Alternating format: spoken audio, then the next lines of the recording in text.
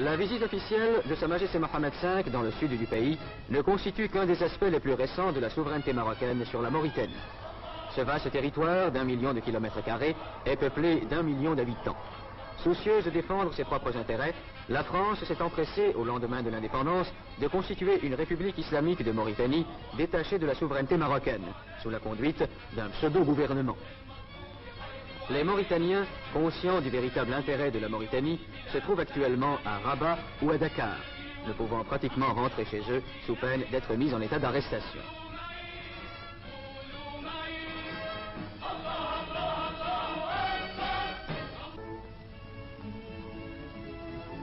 Le gouvernement leur a confié des postes importants.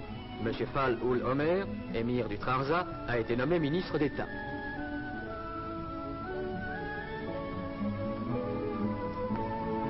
Une importante délégation mauritanienne ira défendre devant l'ONU la thèse marocaine.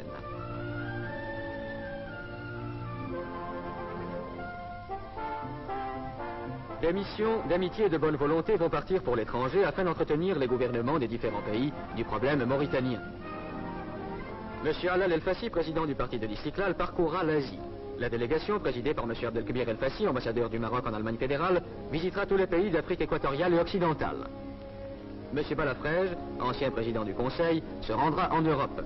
M. Abdelkhalek Torres, ministre de la Justice, se rendra en Amérique du Sud et en Amérique centrale.